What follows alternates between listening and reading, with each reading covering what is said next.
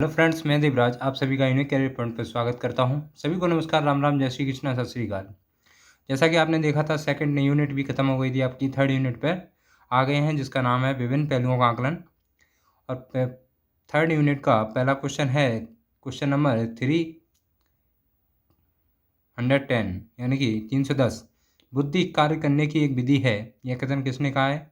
Woodworth, Terman या बुड्रो या डियरबर्ग का? तो आंसर हो जाएगा ए, वुडवर्थ ने कहा है। यानी कि बुद्धि कार्य करने की एक विधि है, वुडवर्थ ने कहा है। अगला क्वेश्चन है बुद्धि पहचानने तथा सीखने की शक्ति है, यह कथन किसने कहा है? गिली, गाल्टन, बिने या वर्ड का? आंसर हो जाएगा गाल्टन। बुद्धि पहचानने तथा सीखने की शक्ति जो है गाल्टन ने दी थी। अगला क्वेश्चन है अमूर्त वस्तुओं के विषय में सोचने की योग्यता बुद्धि है, कथन किसका है? तो आंसर हो जाएगा गाल्टन, थॉर्नडाइक या बकिंगम, टर्मन। तो आंसर हो जाएगा डी, यानी कि टर्मन ने अमूर्त वस्तुओं के विषय में सोचने की योग्यता बुद्धि बताया है। अगला है बुद्धि वह शक्ति है जो हमको समस्याओं का समाधान करने और उद्देश्यों को प्राप्त करने की क्षमता देती है। वुडवर्थ, स्किनर, क्रोनवेग या ट्रेवर? तो आंसर हो जाएगा इसका सी, यानी कि क्रोनवेग ने कहा है बुद्धि वह शक्ति है जो हमको समस्याओं का समाधान करने, उद्देश्यों को प्राप्त करने की क्षमता देती है। अगला क्वेश्चन है सन 1860 में किसने यह सिद्ध किया था कि व्यक्तियों में उच्च बौद्धिक क्षमता उनके वंशानुक्रम का परिणाम होती है? गाल्टन, टायलर, युंग या ड्यूवी? तो आंसर हो जाएगा ए, गाल्टन ने 1860 में यह प्रसिद्ध सिद्ध किया था कि व्यक्ति में उच्च बौद्धिक क्षमताएं उनके वंशानुक्रम का परिणाम होती हैं। अगला क्वेश्चन नंबर 315, बुद्धि सापेक्ष रूप में नवीन परिस्थिति में अभियोजन करने की जन्मजात योग्यता है, कथन है स्टर्न का, बिने, बर्ट या मैक्डूगल? आंसर हो जाएगा यानी कि सी, बर्ट ने कहा है कि बुद्धि सापेक्ष रूप में नवीन परिस्थितियों में अभियोजन करने की जन्मजात योग्यता है। तो आंसर हो गया सी। अगला है बुद्धि को विभेद और चयन करने की शक्ति माना है, गाल्टन, स्काउट, बर्किंगम या बर्ट? तो आंसर हो जाएगा इसका ए, यानी कि स्काउट ने कहा है बुद्धि को विभेद और चयन करने की शक्ति माना है।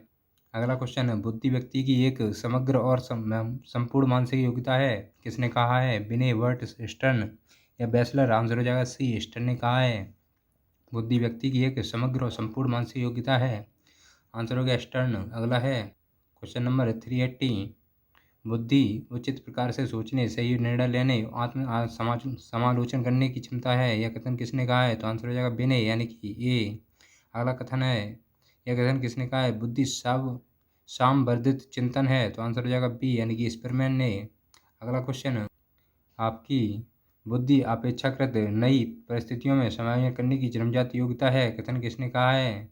बिने, बर्ड, यंग या स्टर्न ने? आंसर हो जाएगा बी, यानी कि बर्ट ने कहा है बुद्धि अपेक्षाकृत नई परिस्थितियों में समायोजन करने की जन्मजात योग्यता है।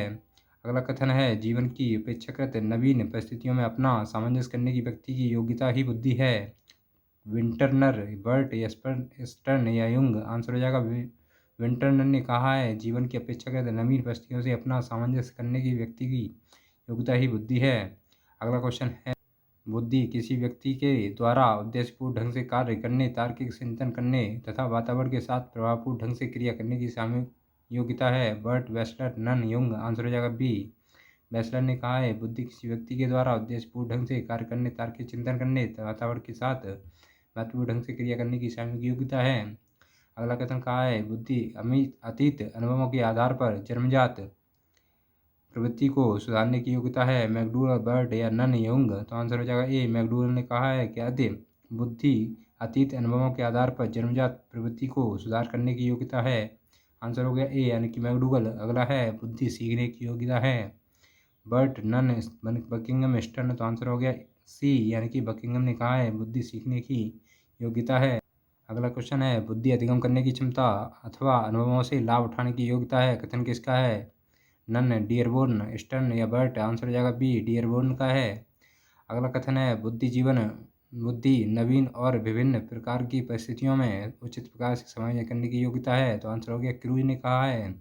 अगला है किसने कहा है नवीन परिस्थितियों के समायोजन की योग्यता बुद्धि है? तो आंसर हो जाएगा बी, यानी कि बेल्स ने कहा है नवीन परिस्थितियों के समायोजन की योग्यता बुद्धि है। अगला क्वेश्चन है बुद्धि के अवधान की शक्ति के रूप में किसने व्यक्त किया है? तो आंसर हो जाएगा सी, यानी स्काउट ने बुद्धि को अवधान की शक्ति के रूप में व्यक्त किया है। अगला है बुद्धि को विभिन्न भागों में मिलाने की शक्ति के रूप में स्वीकार किया है, किसने? तो आंसर हो जाएगा सी, यानी कि एबिंगास ने बुद्धि के विभिन्न भागों में मिलाने की शक्ति के रूप में स्वीकार किया है। ज्ञान अर्जन करने की क्षमता, व्यक्तित्व, अभिप्रेरणा, उद्गम या बुद्धि। तो आंसर हो जाएगा डी, यानी कि बुद्धि जो है ज्ञान अर्जन करने की क्षमता है। अगला है बुद्धि को 8 योग्यताओं का पुंज किसने कहा है? तो आंसर हो जाएगा बी, यानी कि थर्स्टन ने बुद्धि को 8 योग्यताओं का पुंज कहा है। अगला है बुद्धि को निर्धारित करने वाले कारक कौन कौन से होते हैं? तो बुद्धि को निर्धारित करने वाले कारक वंशानुक्रम, वातावरण, आयु ये सभी होते हैं। अगला है बुद्धि को प्रभावित करने वाले कारक में सबसे अधिक प्रभाव किसका पड़ता है? आंसर है आनुवांशिकता का। अगला क्वेश्चन है किसने बुद्धि को वंशानुक्रम से संबंधित मानते हुए बच्चों पर अध्ययन किया?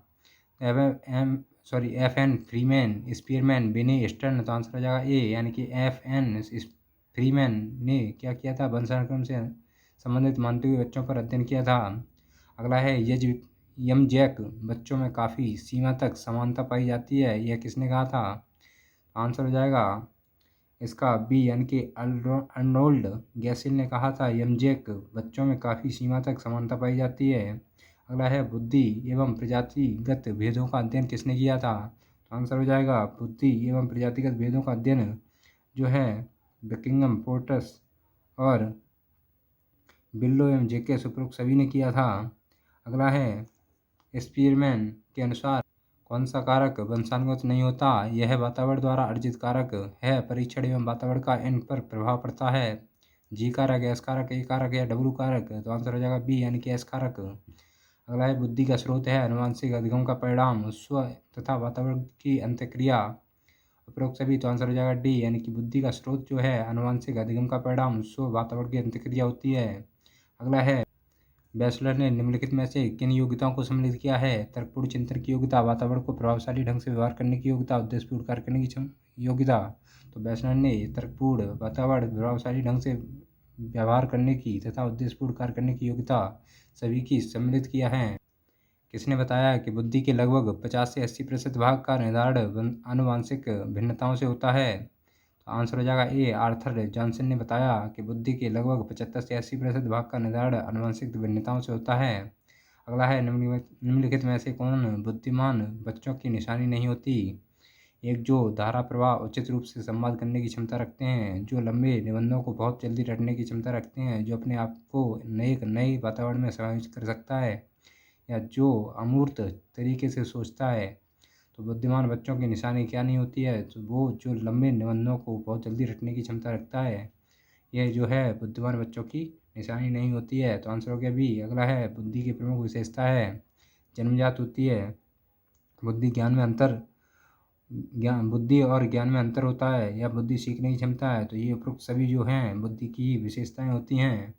अगला क्वेश्चन है बुद्धि शब्द का प्रयोग सबसे पहले किसने किया? तो आंसर हो जाएगा फ्रांसिस गाल्टन ने बुद्धि शब्द का प्रयोग सबसे पहले किया था। अगला है संवेगात्मक बुद्धि शब्द का प्रयोग किसने किया था? तो आंसर हो जाएगा बी, यानी कि डॉक्टर जॉन मेयर पीटर ने संवेगात्मक बुद्धि शब्द का प्रयोग किया था। संवेगात्मक बुद्धि के जनक कौन हैं? डॉक्टर, तो बताया था डैनियल गोलमैन जो हैं संवेगात्मक बुद्धि के जनक हैं, और संवेगात्मक बुद्धि शब्द का प्रयोग जो है डॉक्टर जॉन मेयर तथा पीटर ने किया था। अगला है थॉर्नडाइक ने बुद्धि के कितने प्रकार बताए हैं? थॉर्नडाइक ने बुद्धि के 3 प्रकार बताए हैं। थॉर्नडाइक के अनुसार बुद्धि के 3 प्रकार बताए गए हैं, अमूर्त बुद्धि, सामाजिक बुद्धि और मूर्त बुद्धि। तो आंसर हो गया उपरोक्त सभी। अगला है शाब्दिक और गणित संकेतों को समझने वाले व्यक्ति की बुद्धि थॉर्नडाइक के अनुसार है मूर्त बुद्धि, अमूर्त बुद्धि, सामाजिक बुद्धि या इनमें से कोई नहीं। तो आंसर हो जाएगा बी, यानी कि अमूर्त बुद्धि जो है शाब्दिक और गणित संकेतों को समझने वाले व्यक्ति की बुद्धि थॉर्नडाइक के अनुसार है। अगला है अमूर्त वस्तुओं के विषय में सोचने की योग्यता बुद्धि है, किसने कहा? तो आंसर हो जाएगा विलियम स्टर्न ने कहा है अमूर्त वस्तुओं के विषय में सोचने की योग्यता बुद्धि है। अगला है E.L. थॉर्नडाइक के अनुसार कौन सी बुद्धि यांत्रिक बुद्धि कहलाती है? तो आपका आंसर हो जाएगा मूर्त बुद्धि जो है E.L. थॉर्नडाइक के अनुसार यांत्रिक बुद्धि कहलाती है। अगला है किसे स्थूल बुद्धि के नाम से जाना जाता है? तो आज आंसर हो जाएगा मूर्त बुद्धि, यानी कि ए को स्थूल बुद्धि के नाम से जाना जाता है। अगला है शाब्दिक तथा गणितीय संकेतों को समझने की योग्यता किसके अंतर्गत आती है? तो आंसर हो जाएगा बी, यानी कि अमूर्त बुद्धि को शाब्दिक एवं गणितीय संकेतों को समझने की योग्यता के अंतर्गत आती है। अगला है गामक बुद्धि किसे कहा जाता है? मूर्त बुद्धि, अमूर्त बुद्धि, सामाजिक बुद्धि। आपको पता होना चाहिए गामक बुद्धि जो है मूर्त बुद्धि को कहा जाता है, मूर्त बुद्धि को गामक बुद्धि ही कहा जाता है। अगला है अपने को पुस्तकीय ज्ञान के प्रति व्यवस्थित करने की योग्यता कौन सी बुद्धि कहलाती है? तो आपको पता होना चाहिए अमूर्त बुद्धि जो है पुस्तकीय ज्ञान के प्रति व्यवस्थित करने की योग्यता बुद्धि कहलाती है। अगला है गैरेट के अनुसार बुद्धि के कितने प्रकार हैं? तो गैरेट के अनुसार बुद्धि के जो है 3 प्रकार हैं। अगला है मूर्त, अमूर्त और सामाजिक बुद्धि को किसने बुद्धि के प्रकार बताए हैं? तो आंसर हो जाएगा सी, यानी कि गैरेट और थॉर्नडाइक दोनों ने ही मूर्त, अमूर्त और सामाजिक बुद्धि के प्रकार बताए हैं। तो गैरेट और क्या गैरेट और थॉर्नडाइक ने दोनों ही आंसर तीन क्या बताए हैं? बुद्धि के प्रकार बताए हैं। वो कौन कौन से हैं? मूर्त, अमूर्त और सामाजिक बुद्धि। किसने? गैरेट और थॉर्नडाइक ने।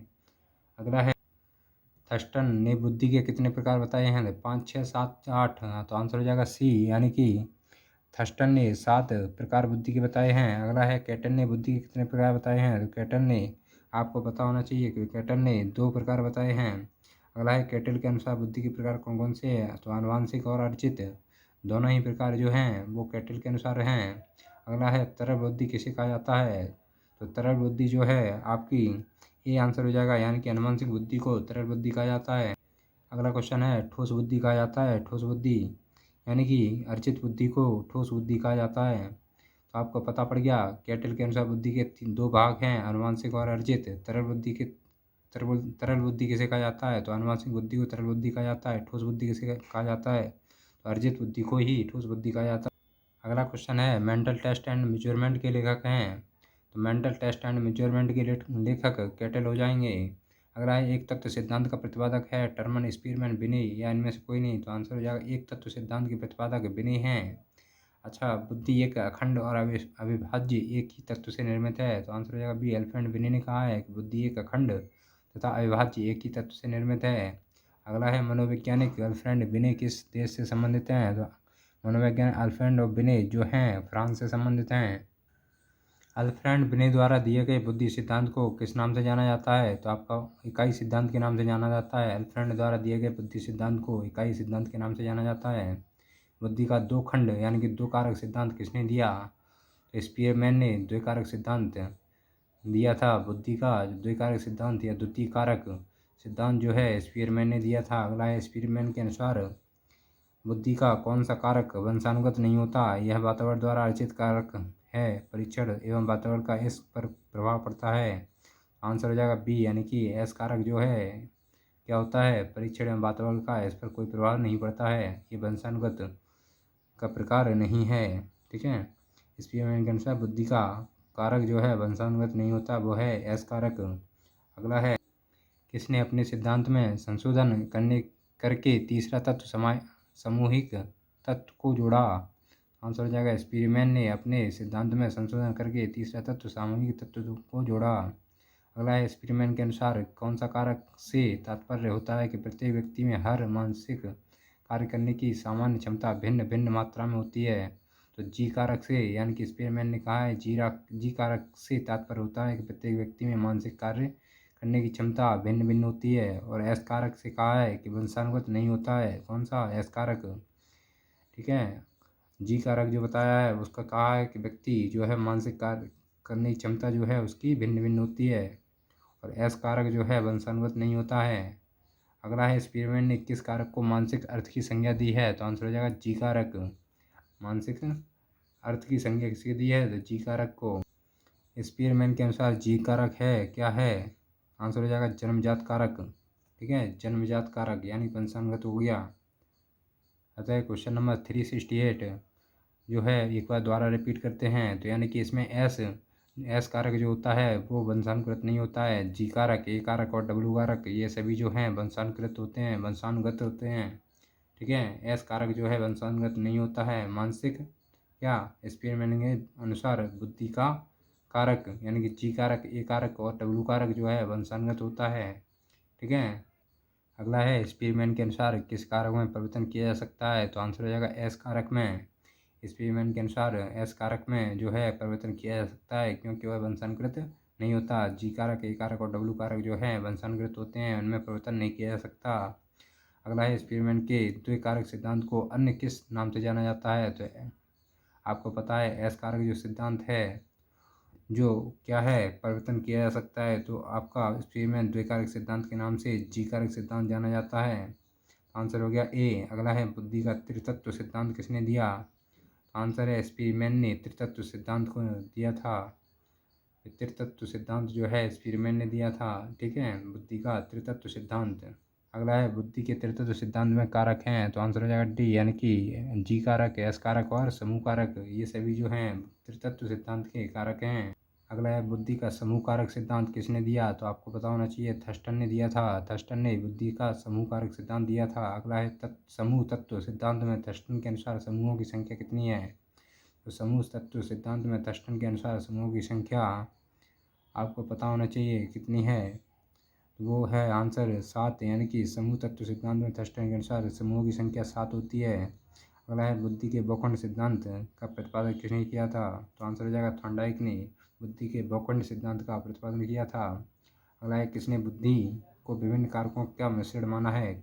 इसमें कई युक्तियाँ निहित होती हैं, थॉर्नडाइक, बॉर्न, केटल या थर्स्टन। तो आंसर हो जाएगा थॉर्नडाइक ने बुद्धि को विभिन्न कारकों का मिश्रण माना है जो कई योग्यताएं निहित होती हैं।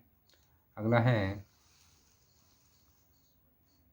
किसने बुद्धि की तुलना बालू के टीले से की? उन्होंने इसमें आकृति, आकार, लंबाई, चौड़ाई आदि गुणों का समावेश किया। तो आंसर हो जाएगा सी, यानी कि थॉर्नडाइक ने जो है थॉर्नडाइक ने बुद्धि की तुलना जो है बालू के टीले से की है, जिन्होंने आकृति, आकार, लंबाई, चौड़ाई आदि गुणों का समावेश किया है।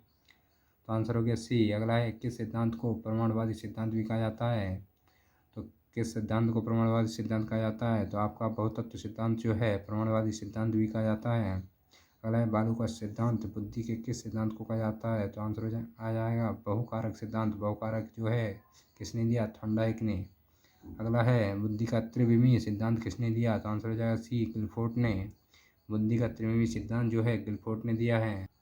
गिलफोर्ड के त्रिआयामी सिद्धांत में निम्नलिखित में से कौन सा कारक नहीं है? तो आंसर हो जाएगा प्रोत्साहन जो कारक है वो क्या है? त्रिआयामी सिद्धांत का कारक नहीं है। विषय वस्तु सक्रिय उत्पादन ये हैं त्रिआयामी सिद्धांत के कारक। अगला है गिलफोर्ड के अनुसार प्रणाली बुद्धि के किस समग्र संप्रत्यय से संबंधित है? गिलफोर्ड के अनुसार प्रणाली बुद्धि जो है आपका उत्पाद संप्रत्यय से संबंधित है। अगला है गिलफोर्ड के अनुसार कुल मिलाकर बुद्धि में कितने तत्व हैं? तो 6 × 5 × 6, यानी कि ऑप्शन सी जो है इक्वल टू 180। ऑप्शन सी हो जाएगा। ये गिलफोर्ड के अनुसार मिलाकर बुद्धि के कितने तत्व हैं? तो 6, यानी कि 180। कितने, कौन कौन से? 6 × 5 × 6। अगला है किस सिद्धांत का बुद्धि संरचना मॉडल के नाम से भी जाना जाता है? तो आंसर हो जाएगा ए, त्रिआयामी सिद्धांत को क्या कहा जाता है? बुद्धि संरचना मॉडल के नाम से भी जाना जाता है। अगला है संज्ञान किस बुद्धि के सिद्धांत का हिस्सा है? प्रतिदर्श सिद्धांत, समूह कारक सिद्धांत, त्रिविमीय सिद्धांत, तरल तथा मौजिक सिद्धांत। आंसर हो जाएगा सी, यानी कि त्रिविमीय सिद्धांत जो है संज्ञान बुद्धि के सिद्धांत का हिस्सा है। अगला है गिलफोर्ड के सिद्धांत को किन नामों से जाना जाता है? तो गिलफोर्ड के सिद्धांत को यानी कि तीनों के नाम से जाना जाता है, त्रिविमीय, त्रिआयामी तथा त्रिआयामी सिद्धांत जो है गिलफोर्ड के सिद्धांत को जाना जाता है। अगला है घनाकार कोष्ठ मॉडल के नाम से किस बुद्धि सिद्धांत को जाना जाता है? तो ऑप्शन हो जाएगा गिलफोर्ड के त्रिआयामी सिद्धांत को घनाकार कोष्ठ मॉडल के नाम से जाना जाता है। अगला है मॉडल के सिद्धांत में सक्रिय के आधार पर मानसिक क्षमताओं को कितनी भागों में बांटा? तो आंसर हो जाएगा ए, यानी कि 5 भागों में बांटा है। गिलफोर्ड ने सिद्धांत में सक्रिय के आधार पर मानसिक क्षमताओं को 5 भागों में बांटा है। गिलफोर्ड सिद्धांत में विषय वस्तु को कितने भागों में बांटा है? आंसर हो जाएगा 5 भागों में बांटा है। और गिलफोर्ड के बुद्धि सिद्धांत में उत्पादों को कितने भागों में बांटा है? तो आंसर हो जाएगा 6, यानी कि गिलफोर्ड ने सक्रिया के आधार पर मानसिक क्षमताओं को 5 भागों में बांटा है, विषय वस्तु के भागों को 5 भागों में बांटा है और बुद्धि सिद्धांत में उत्पादन को 6 भागों में बांटा है। अगला है बुद्धि का त्रिस्तरीय मॉडल किसने दिया? तो आंसर हो जाएगा सी, यानी कि जॉन बी कैरोल ने। आंसर हो गया सी, जॉन बी कैरोल ने कहा क्या दिया है? बुद्धि का त्रिस्तरीय मॉडल दिया है। अगला क्वेश्चन है कैरोल के बुद्धि मॉडल के अनुसार मानसिक क्षमताओं के 3 स्तर हैं। सामान्य, विस्तृत, संकीर्ण जो है कैरोल के बुद्धि मॉडल के अनुसार मानसिक क्षमताओं के 3 स्तर हैं। अगला है बुद्धि का त्रितंत्र सिद्धांत किसने दिया? स्पीरमैन, थर्स्टन, कैरोल या रॉबर्ट हिस्टन। आंसर हो जाएगा डी, यानी कि रॉबर्ट स्टर्न ने बुद्धि का त्रितंत्र सिद्धांत दिया है। अगला है बियॉन्ड आईक्यू के लेखक स्टर्नबर्न हैं। बियॉन्ड आईक्यू के लेखक जो हैं स्टर्नबर्न हैं। अगला है स्टर्नबर्ग ने त्रितंत्र सिद्धांत में घटक बताए, क्योंकि इसमें से कौन सा घटक इस सिद्धांत का हिस्सा नहीं है, तो आंसर हो जाएगा ए, सक्रिया जो है इस सिद्धांत का घटक नहीं है, तो हमें उसे याद नहीं करना है। स्टर्नबर्ग के त्रितंत्र सिद्धांत में घटक बताए हैं वो हैं संदर्भात्मक बुद्धि, सृजनात्मक बुद्धि और घटकी बुद्धि, जो है स्टर्नबर्ग के त्रितंत्र सिद्धांत में घटक होते हैं। ठीक है, अगला है बुद्धि का बहुसिद्धि